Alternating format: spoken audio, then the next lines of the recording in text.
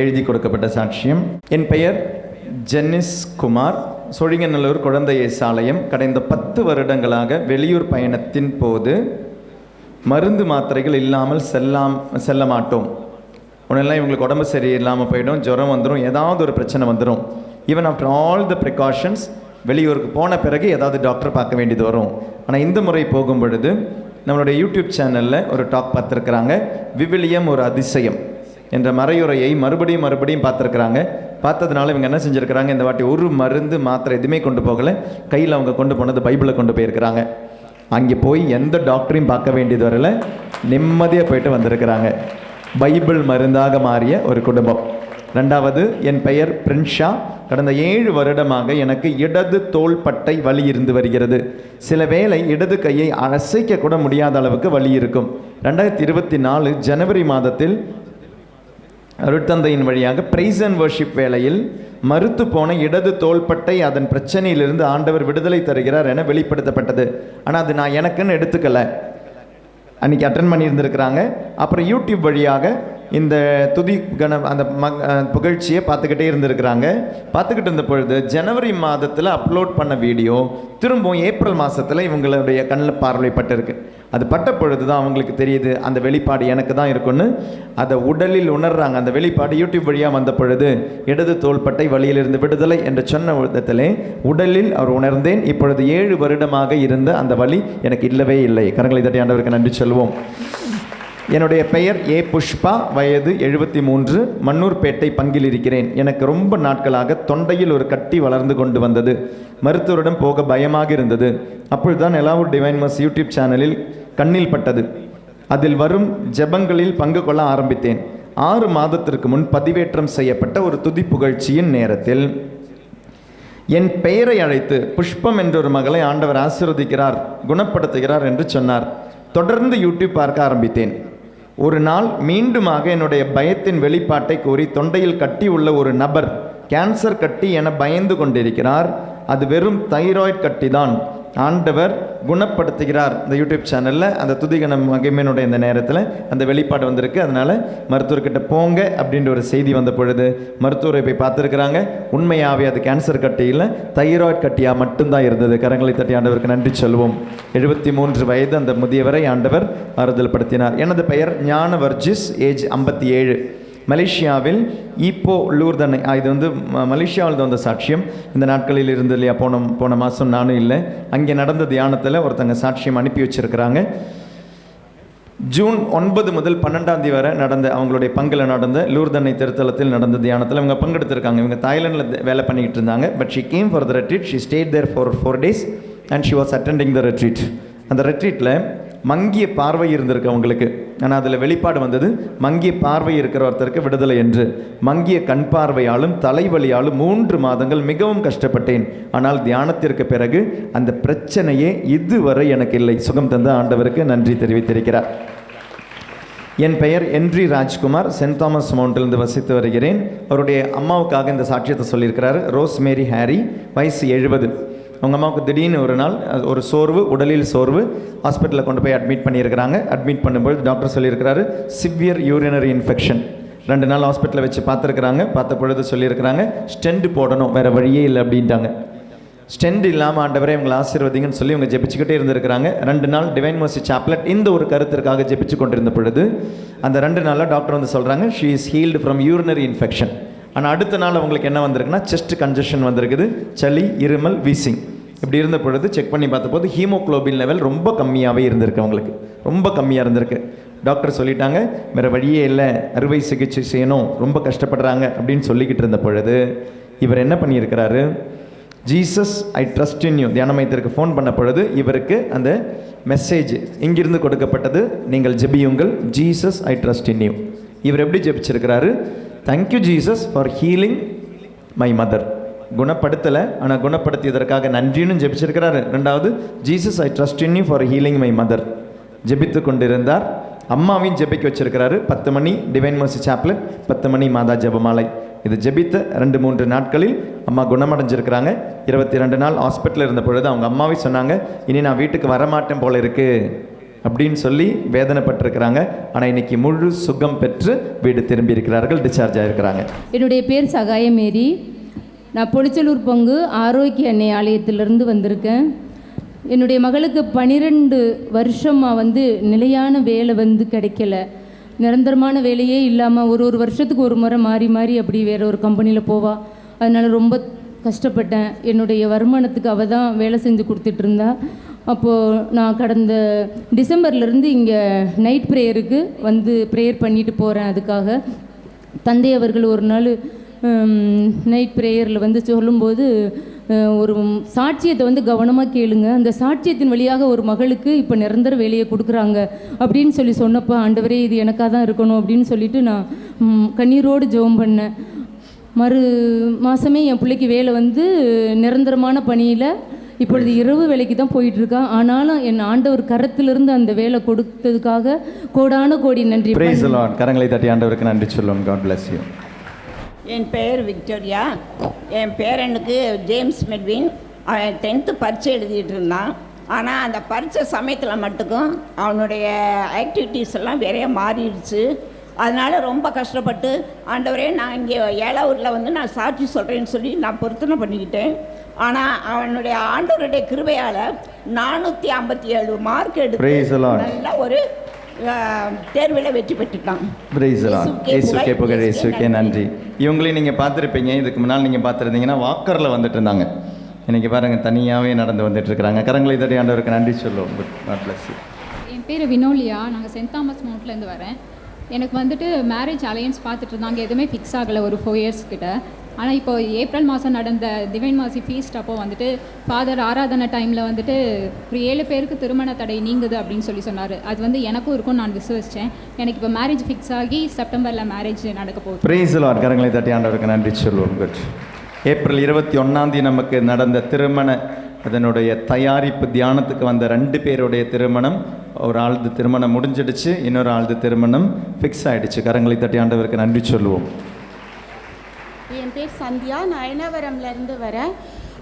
எனக்கு 6 மந்த்ஸாக பாப்பா இருக்குது அப்படின்றதே எனக்கு தெரியாது. பிகாஸ் எனக்கு பிசிஓடி ப்ராப்ளம் இருந்தனால நான் எனக்கு அதனால தான் இந்த மாதிரி ப்ராப்ளம் இருக்குது அப்படின்ட்டு நான் நிறைய டேப்லெட்ஸ் வேறு போட்டேன். 21 வீக்ஸில் நான் போய் டாக்டரை செக் பண்ணும்போதுக்கு அவங்க சொன்னாங்க பாப்பா இருக்குது அப்படின்னு சொல்லிட்டு.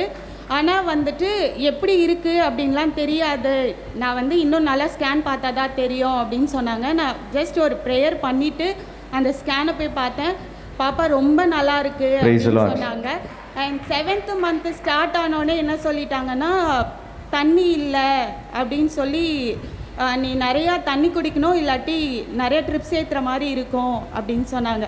ஆனால் அருளாலயமில் நான் உட்காந்து தேங்க்யூ ஜீசஸ் மட்டும் தான் சொன்னேன்.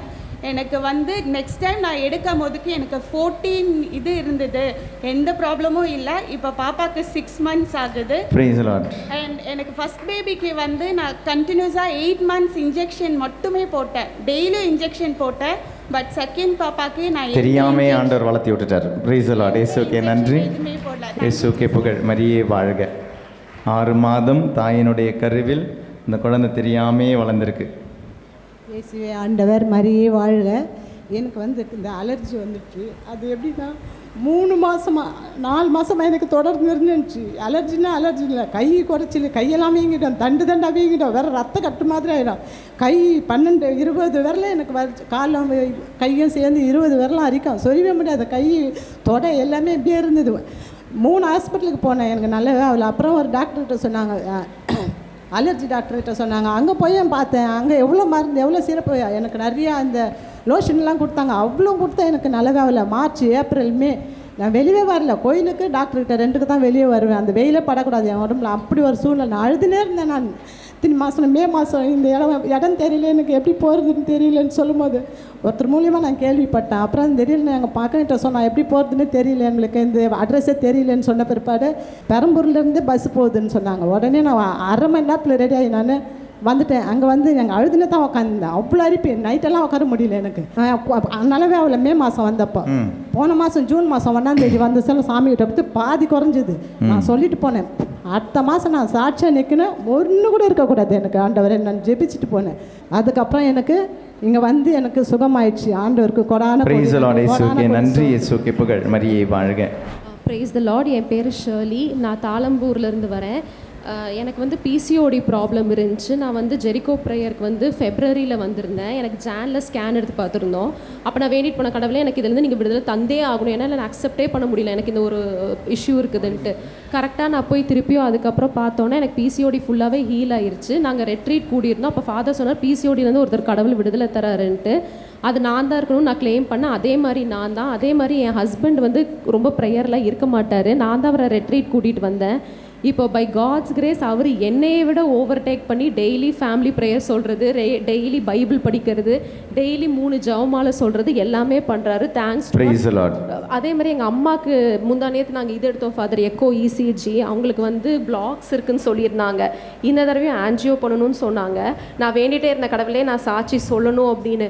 அதே மாதிரி எக்கோ ஆன்ஜியோ பண்ணணும்னு சொன்ன டாக்டர் டேட்டெல்லாம் ஃபிக்ஸ் பண்ணி கொடுத்து எங்கள் அம்மா எக்கோ இசிஜி போய் முடிச்சுட்டு வந்தோன்னே ஒன்றுமே இல்லை, எதுவுமே இல்லை, நார்மலாக இருக்குது. நன்றி. இயேசுவுக்கு புகழ். மரியே வாழ்க. என் பேர் ரோஸ்மேரி. நான் ரெடிஸு காந்தி நகர்லேருந்து வரேன். இன்றைக்கி காலையில் எங்கள் தம்பியை வந்து 2 நாளாக வந்து ஹாஸ்பிட்டலில் வந்து ஐசியில் அவங்க அட்மிட் பண்ணி வச்சுருந்தாங்க. காலையில் என் தம்பி பொண்டாட்டி சொல்லுது, அக்கா உங்கள் தம்பியை ஐசியில் வச்சுருக்குறாங்கோ, ஆனால் நீங்கள் ப்ரேயில் வைங்க உங்கள் தம்பிக்கு எதுவுமே. அப்போ ஒரே ஒரு வார்த்தை சொன்னேன், நீ நம்பிக்கை வச்சாவே ஆண்டவர் தொடுவாங்க கண்டிப்பாக எங்கள் தம்பியை. ஆனால் என் தம்பிக்கு எவரோ அவர் இருக்கிற இடமே தெரியலையே. அவங்க ஒரு தான் வந்து போன மாதிரி அவன் ஐசியில் இருந்தது. ஆண்டவரே என் தம்பியை நீ தொட்டு ஆசீர்வாதம் கொடுக்கணும்ப்பா, நான் சாட்சியாக போய் நான் சொல்லணும், உங்களால் தான் முடியும் சொல்லி திருப்பி 5 மணிக்கு திருப்பி நான் டெல்லியில் ஃபோன் போட்டு நான் கேட்டேன், என்னப்பா தம்பிக்கு மச்சான் இருக்கிறாங்க, மச்சாக்கிட்ட நான் கேட்டேன், என்னப்பா ஆச்சுப்பா என் தம்பிக்கு என்ன சொன்னாங்க, அப்பா சொல்லுப்பா எனக்கு நான் சாட்சியாக போய் சொல்லணும்ப்பா. அப்போ அக்கா நீங்கள் கவலைப்படாதீங்க, ஆண்டவர் தொட்டுக்கிறாங்க, அவர் வந்து ஐசிலேருந்து வெளியே கூட்டு வந்துட்டாங்க, வாடகை அனுப்பிட்டாங்க. நன்றி. என் பெயர் ஜோசியா. நான் நுங்கம்பாக்கம் வினேற்ற ஆண்டவர் ஆலயத்துலேருந்து வரேன். எனக்கு பிப்ரவரி வந்து ஒரு இருமல் இருந்துக்கிட்டே இருந்துச்சு 1 மந்த்தாக.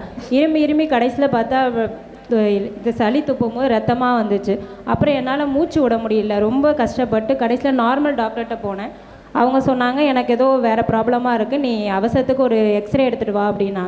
எக்ஸ்ரேயில் வந்து ஏதோ ஒரு டாட் மாதிரி தெரியுது, அதனால் நீ ப்ராப்பராக லங்ஸ் டாக்டர்கிட்டே போயிரு அப்படின்னா. அவர் போனோடனே நீங்கள் உடனே சிடி ஸ்கேன் எடுங்க அப்படின்னாங்க. சிடி ஸ்கேனில் எடுத்துகிட்டு பார்த்தா லங்ஸில் 2 ஹோல்ஸ் இருக்குது, அதனால் உங்களுக்கு லங்ஸ்குள்ளே இருக்க சளியை எடுத்து பார்த்து தான் சொல்ல முடியும். ஒன்று கேன்சராக இருக்கும், இல்லைனா டிபியாக இருக்கும், இல்லை ஏதோ ஒன்று தாக்கியிருக்கும், இது 3த்தில் ஏதாவது ஒன்று கன்ஃபார்மாக இருக்கும் அப்படின்னாங்க. 45 டேஸ் கழிச்சு தான் அந்த ரிப்போர்ட் வரணும். நான் மே மாதம் வந்து எரிக்கோ ஜபத்தில் வச்சேன், எனக்கு எதுவுமே இருக்கக்கூடாது, நான் சாட்சி சொல்லணுன்ட்டு. நான் அந்த ரிப்போர்ட் எடுத்துகிட்டு போகும்போது டாக்டரே ஒரு பெரிய மிராக்கல், உங்களுக்கு இந்த ரிப்போர்ட்டில் கன்ஃபார்மாக உங்களுக்கு டிபி இருக்குன்னு கூட நான் நினச்சேன். கடைசியில் உங்களுக்கு எதுவுமே கிடையாது, அந்த ஹோல்ஸில் வந்து தழும்பு மாதிரி ஒன்று அடைச்சிருக்கு, என்ன ஒன்று உங்களுக்கு சளி பிடிச்சா நீங்கள் போய் உடனே பார்த்துருங்க, மற்றபடி எந்த ப்ராப்ளமும் இல்லை அப்படின்னு சொன்னாங்க. அதோடு எனக்கு கர்ப்பப்பையில் கட்டி இருக்குது அப்படின்னு சொல்லிட்டு கர்ப்பப்பையை எடுக்கணும்னு ஒரு டாக்டர் சொன்னாங்க. அப்போ எங்கள் சொந்தக்காரங்க எல்லாருமே நீ உடனே எடுத்துரு, இல்லைன்னா பின்னாடி பிரச்சனை வரும் அப்படின்னு. கடைசியாக ஒரு டாக்டரை பார்த்தா அவங்க இப்போதைக்கு உனக்கு தேவையே கிடையாது, நீ போய் ப்ரேயரில் இரு, உனக்கு ஒன்றுமே ஆகாது அப்படின்னாங்க. நன்றி. என்னுடைய பேர் ஆரோக்கிய மேரி, சேலையூர் சென்ட் ஜோசப் சர்ச்சிலேருந்து வரேன். என் பொண்ணு 12th எக்ஸாம் எழுதிட்டு இருந்தா. 600க்கு 532 வாங்கினா. ஒரு சப்ஜெக்டில் அவன் 98 மார்க் வாங்கியிருந்தான். எப்படியாவது நீ 100 வரணுமா? நான் இல்லைம்மா 98 தான் வரும் அப்படின்னா. நான் எப்படியாவது ப்ரே பண்ணி ஆண்டவரே ஒரு சப்ஜெக்டில் மட்டுமா 100 கொடுங்க என்ன ஃபாதர்னு சொன்ன மாதிரி நினச்சி ப்ரே பண்ணேன். அது மாதிரி ஃப்ரெண்ட்ஸில் மட்டும் 100 வாங்கியிருந்தா நான் சாட்சி சொல்வேன், அதனால் சாட்சி. என் பெயர் ஜோசஃபின் குமுதா. காணியம்பாக்கம் மீஞ்சூர் பகுதியிலேருந்து வரேன். சூசையப்பர் சர்ச்சிலேருந்து வரேன். எனக்கு வந்து ஒரு 2 வருடங்களாக தொழுநோய் மாதிரி தலையிலேருந்து கால் வரையும் மிகவும் அவதிப்பட்டுட்டு உடல் முழுவதும் புண்ணு, ஒரு இடம் பாக்கி இல்லாமல் புண்ணு இருந்தது. ஆனாலும் 7 டாக்டர்கிட்ட நான் பார்த்தேன். ஒரு டாக்டர் கூட இது சரி பண்ண முடியாது அப்படின்னு சொல்லிட்டாங்க. நான் அப்போ கூட கொஞ்சம் கூட தளராமல் என் ஆண்டவர் சிறந்த மருத்துவர்னு நான் நம்பிட்டு என்னால் முடிஞ்ச கை வைத்தியத்தை மட்டும் பார்த்துட்டு இருந்தேன். ஒரு நாள் தூங்குவேன், ஒரு வாரத்தில் 6 நாள் நைட்டு ஃபுல்லாக தூக்கம் இருக்காது. தூக்கம் இல்லாமல் ஹீட் அதிகமாக பரவி உடல் முழுக்க தீராத வழியில் நைட்டெல்லாம் பாம்பு பூரா ஓடுற மாதிரி உடம்புல ஓடும். தூங்க முடியாது, அழுவேன். ஒரு நாளைக்கு ஒரு 10 தடவை கூட என்ன அப்ளை பண்ணிகிட்டே இருப்பேன், அப்பவும் ரெடியூஸ் ஆகாது. முதல் முறையாக போன வாரம் வெள்ளி சனி ஞாயிறு 3 நாள் 4 நாள் தியானம் இருந்தது. அதை ஒரே நாள் மட்டும் தான் அட்டன் பண்ணேன். என்னால் முடியல, ரொம்ப அதிகமாகிடுச்சு இன்ஃபெக்ஷன். அழுக வந்துருச்சு, போயிடணும் வீட்டுக்கு போயிடணும் அப்படின்னு எனக்கு ஒரு நிலை வந்துருச்சு. ஆனாலும் நைட்டு முழுவதும் ஆண்டவரே இன்னைக்கு எனக்கு விடுதலை கிடைக்காம நான் இந்த இடத்துலேருந்து போகவே மாட்டேன், எனக்கு நீங்கள் விடுதலை கொடுத்தே ஆகணுன்ட்டு அழுது ஜெபிச்சேன். நான் 2 வருஷமாக தூங்காமல் மிகவும் அவதிப்படுறேன். தீராத வலி எனக்கு கொடுமையாக இருக்குது, எனக்கு கொடுங்க தூக்கத்தை கொடுங்கன்னு 2 நாள் முழுக்க நல்லா தூங்கினேன். முழுமையான ஒரு விடுதலை பெற்று முழு இரவு ஃபுல்லாக ஜபிக்கிற அளவுக்கு எனக்கு தைரியத்தோடு நான் இன்றைக்கி வந்திருக்கேன்னா ஒரே வாரத்தில் நடந்த அதிசயம் இது. இங்கே பிரைஸ் தி லார்ட், மரியே வாழ்க. நான் குரோம்படி இமாக்குலேட் கன்செப்ஷன் சர்ச்லேருந்து வரேன். ஆக்சுவலி என்னோட தங்கச்சி 2002 கல்யாணம் ஆகி ஃப்ரான்ஸுக்கு போயிட்டா. ஆனால் பெருசாக காண்டாக்ட் ஒன்றும் இல்லை, ரிலேட்டிவ் தான். ஆனால் ரொம்ப தொடர்பு ஒன்றும் கிடையாது. ஆக்சுவலி அப்பா பார்க்கணுன்னு நினச்சாரு, ஆனால் அவரால் அங்கே போக முடியல. அப்பாவை இறந்துட்டார். அம்மா போகணுன்னு முயற்சி பண்ணாங்க. அப்போ போன மாதம் அதுக்கான முயற்சி எடுத்தோம். ஆனால் அவளே தெரியாமல் தான் ஃபோன் பண்ணுவாள். யார் ஃபோனை வாங்கிட்டு அந்த அளவுக்கு தான் காண்டாக்ட் இருந்ததை விட. அப்போ நான் அங்கே போட்டுக்கு 2 நாளுக்கு முன்னால் ஃபோன் பண்ணி மாமா கிட்ட சொல்கிறேன், இந்த மாதிரி அம்மா வராங்க பார்க்கணும், வராதிங்க, நாங்கள் அவங்கள பார்க்க விருப்பம் இல்லைன்னு சொல்லிட்டு நிறுத்திட்டாங்க. அதுக்கு மேலே ஃபோனும் எடுக்கலை. சரி, எனக்கு என்ன பண்ணுறதுனே ஒன்றும் புரியல. அதில் மாதம் ஒரு இறை வார்த்தை ஃபாதர் எழுத சொல்லுவார். அந்த எழுதும் போது எனக்கு அவளுக்கு கிடைச்ச வார்த்தை விடுதலை பயணம் 14 ஆண்டவர் உனக்காக போயிடுவார், நீ அமைதியாக இருன்னு சொல்லி அந்த இறை வார்த்தை. அதை உட்காந்து எழுத ஆரம்பித்தேன். எழுதாது கிளம்பி போயிட்டாங்க. முதல் 2 நாளுக்கு ஒரு இதுவுமே கிடைக்கல. யாரையோ அங்கே ஒரு 50 ரிலேட்டிவ் இருக்காங்க, ஆனால் யாருமே ஹெல்ப் பண்ணலை. கடைசியில் என்னாச்சு, 3rd டே அவரே ஃபோன் பண்ணி அம்மாவை கூப்பிட்டு போயிட்டு வீட்டில் வச்சுருந்து நல்லபடியாக வீட்டுக்கு வழி அனுப்புறீங்க. எத்தனை தடவை எழுதினீங்க வசனத்தை? 1000 தடவை. 1000 தடவை ஒரு வசனத்தை எழுதியிருக்கிறாரு. அம்மா மகள் பார்க்க விரும்பல, அந்த மகளையே கூப்பிட்டு அம்மாவை பார்த்துருக்காரு. அவரே கூப்பிட்டார். நான் யாருமே முயற்சி இல்லை, ஆண்டவர் எனக்காக போராடி அதை வாங்கி கொடுத்தார். Praise the Lord. இயேசுவுக்கே நன்றி, இயேசுவுக்கே புகழ். வார்த்தையை அனுப்பி ஆண்டவர் குணப்படுத்துவார். என் பேர் பிரியா. நான் போன வருஷம் இங்கே ஃபேமிலி ப்ராப்ளத்தினால ரொம்ப மனசு கஷ்டமாக சொந்தமாக ஒரு வீடு இல்லையோ, ஒரு சின்னதாக ஒரு இடம் இருந்தால் நல்லா இருக்கும்னு சொல்லி அழுதுட்டு ஜெபம் பண்ணிட்டு போனேன். ஆனால் கடவுள் ஒரு 6 மாதத்தில் யார்கிட்ட நான் கையை எழுந்தலை, லோன் போட்டு தான் எடுத்தேன். ஆனால் யார் சொந்தக்காட்ட நிற்காத அளவுக்கு ஒரு சொந்தமாக ஒரு இல்லத்தை கொடுத்தார். அதுக்காக நன்றி. Praise the Lord. சொந்தமாக வீடு கொடுத்தது ஆண்டவருக்கு நன்றி. என்னோடய பேர் லூசி ஜாக்லின். நான் மணப்பாக்கம் பங்குலேருந்து வரேன். நான் என்னோடய பையன் பிஇ முடிச்சுட்டு கேம்பஸில் டெசால்னு ஒரு கம்பெனியில் செலக்ட் ஆகிருந்தான். அதோட 2 பிரான்ச் தான் இருக்குது, ஒரு சென்னையில் இருக்குது, ஒன்று பெங்களூரில் இருக்குது.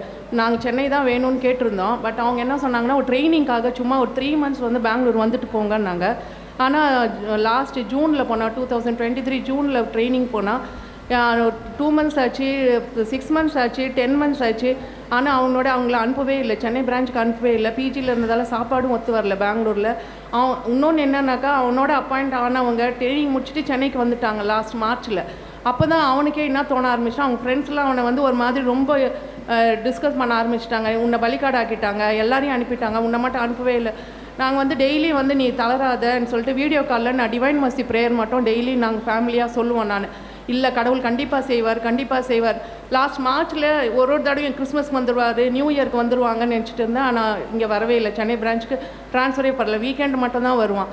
அதுக்கப்புறம் ஃபாதரோட மீட்டிங் மத்தியாஸ் நகரில் நடந்தது. நான் ரொம்ப நொந்து போய் என்னாலே முடியாமல் ரொம்ப டிப்ரெஸ் ஆகிருந்தேன். நானும் டிப்ரெஸ் ஆகிருந்தேன், பையனும் டிப்ரெஸ் ஆகிருந்தேன். நான் அவருடைய மீட்டிங் போனேன்.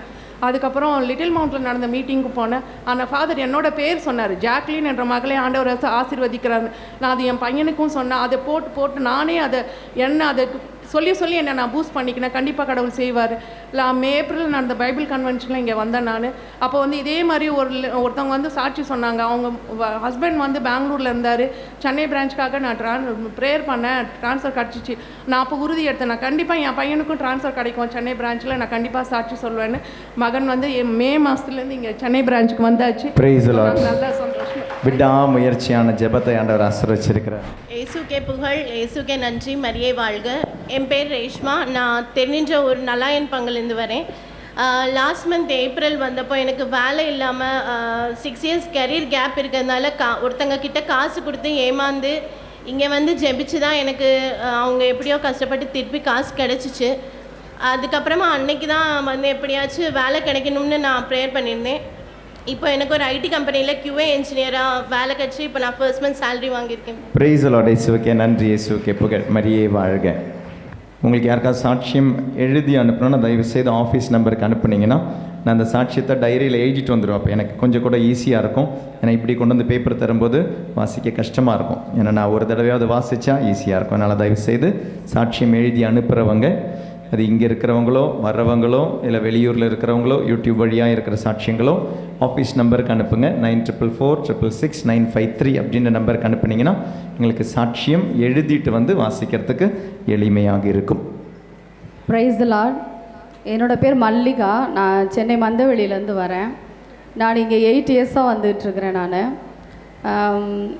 என்னோடய அப்பா அம்மாவுக்கு நாங்கள் 3 பேர்.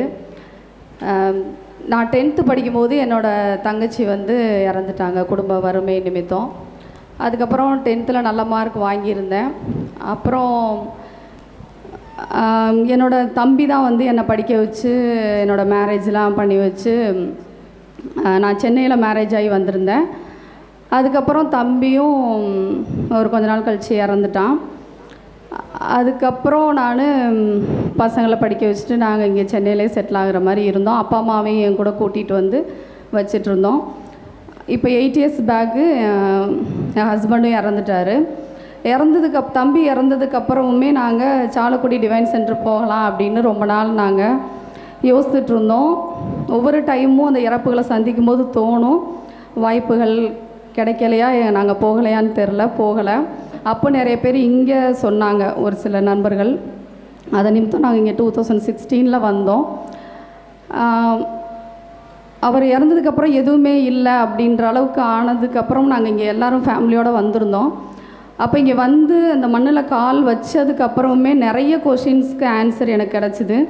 ஏன் வாழணும் அப்படிங்கிறதுக்கு, அதாவது இவ்வளோ இழப்புகளை சந்திக்கிறதுக்கு நான் என்ன தப்பு பண்ணேன், எங்கள் அப்பா அம்மா தப்பு பண்ணாங்களா, நான் தப்பு பண்ணேனான்னு யோசித்தேன். அப்போ எனக்கு வந்து உன்னுடைய தவறோ பெற்றோர் தவறோ இல்லை, இது வந்து கடவுளோட மகிமை விளங்கணும் அப்படிங்கிறதுக்கு ஆன்சர் கிடச்சிது, அந்த ஒரு ஆன்சர்.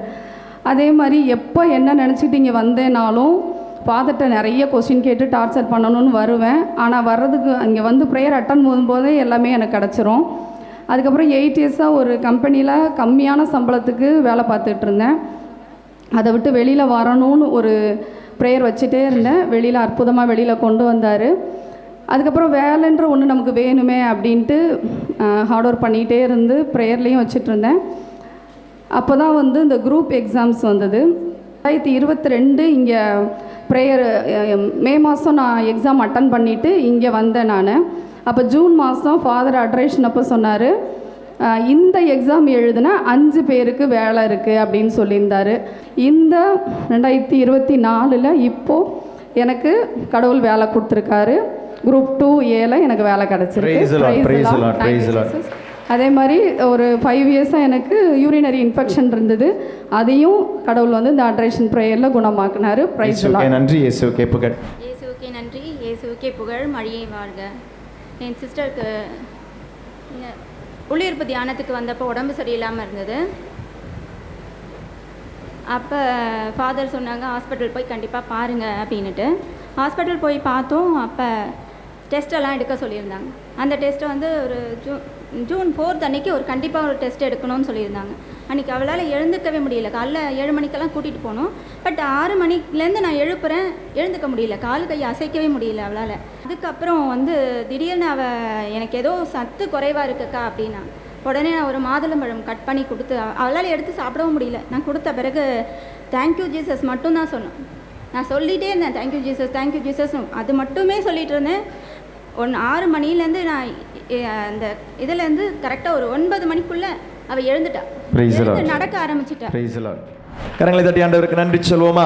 இடைவிட நன்றி உமக்குத்தானே, இணையில்லா தேவன் உமக்குத்தானே. இடைவிடா நன்றி உமக்குத்தானே, இணையில்லா தேவன் உமக்குத்தானே.